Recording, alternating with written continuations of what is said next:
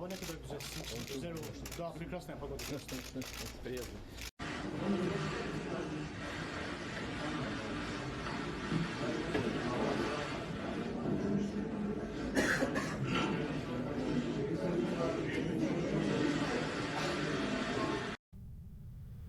Putin in Sochi tried to split Erdogan. The talks between the presidents of Russia and Turkey dragged on until the evening. The talks between Vladimir Putin and Recep Erdogan in Sochi lasted more than 4 hours. The Russian leader had a difficult task, to convince the Turkish president to finally abandon the military operation, whose goal is to create an extensive security zone on the Turkish-Syrian border. The Russian side is sure, in the current situation, the best solution would be to return to the 1998 agreements, allowing Turkey to legally fight against Kurdish terrorists without encroaching on the territorial integrity of Syria. But Erdogan, as you know, is a toughie. The meeting between Putin and Erdogan caused real excitement among foreign journalists accredited in the Russian Federation.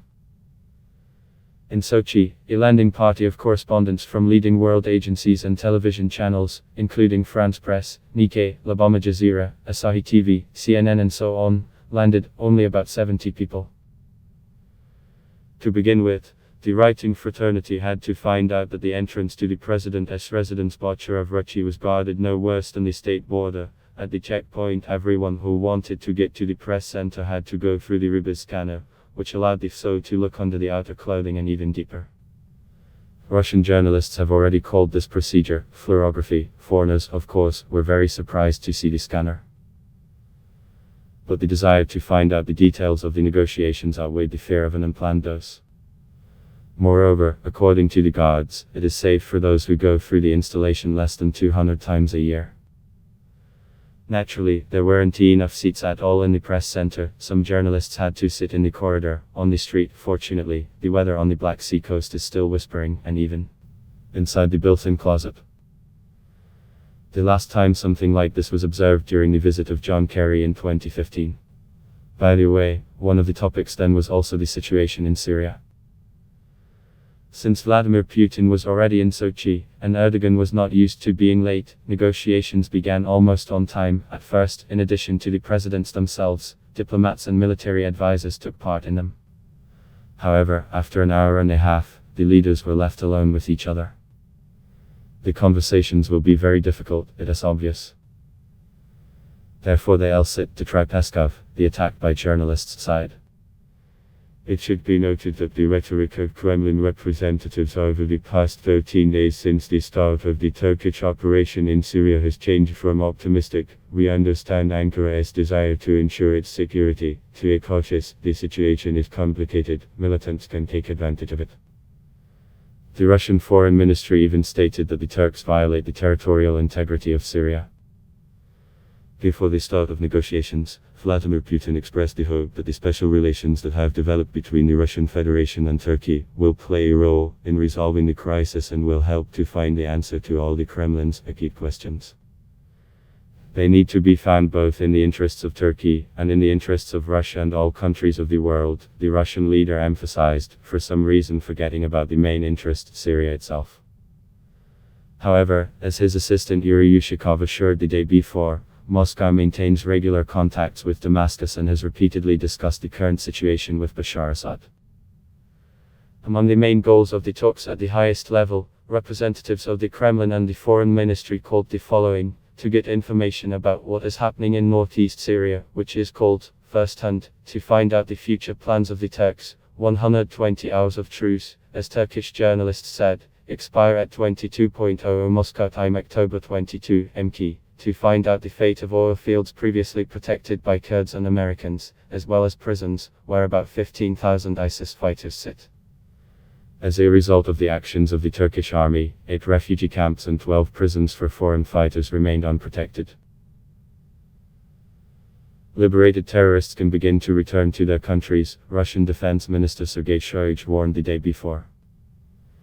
Dmitry Peskov also announced Putin's intention to discuss with the Turkish leader the tough statements exchanged between Washington and Ankara. According to State Department head Mike Pompeo, if necessary, the White House will be ready to use military force against Turkey, which, incidentally, is a member of NATO and therefore an ally of the United States. Trump himself had previously urged Erdogan in writing not to make himself a tough guy and not be a fool, promising, in case of disobedience, to destroy the Turkish economy. All this is quite unprecedented. And the letter will go so far into the annals of modernist diplomatic practice, Peskov predicts. Promising in case of disobedience to destroy the Turkish economy. All this is quite unprecedented. And the letter will go so far into the annals of modernist diplomatic practice, Peskov predicts. Promising in case of disobedience to destroy the Turkish economy. All this is quite unprecedented. And the letter will go so far into the annals of modernist diplomatic practice, Peskov predicts. The Turkish president is a tough nut to crack, it is not easy to bite, you can easily break your teeth. According to MK, Russia set its task to return Erdogan to the framework of the Adan Agreement concluded between Syria and Turkey in 1998. This document, on the one hand, allows you to legally substantiate the operation of the Turks against the Kurds in Syrian territory. On the other hand, it limits their appetites to 5 kilometers. Creating a security zone 32 km deep, as Erdogan wants, is undesirable for us, the newspaper's sources explained. Putin, as an intermediary, was supposed to encourage Erdogan to make concessions to Damascus, in particular, to recognize the legitimacy of the Syrian government and Bashar al-Assad, whom he had previously called the bloody killer, and to restore diplomatic relations between the two countries. In turn, the Syrians, according to the plan of Moscow, it will be necessary to finally abandon the claims on Hatay province, which became part of Turkey in 1939, and again recognize the Kurdistan Workers Party, PKK, as a terrorist organization. On the border, according to the Kremlin, Syrian troops should be deployed under the guarantees of the Russian military police. In this case, the Turks will be able to conduct operations against the PKK and YPG. One of the most difficult points of the negotiations is the prospects of the Kurdish population within Syria. Russia, according to Foreign Minister Sergei Lavrov, advocates that all Kurdish structures be firmly integrated into the new constitution and, as a whole, into the legal field of the Shah, but Erdogan is openly scared by such a prospect. He fears that autonomy in the future will allow the Kurds, and there are 40 million people in the world, to claim the creation of their own state.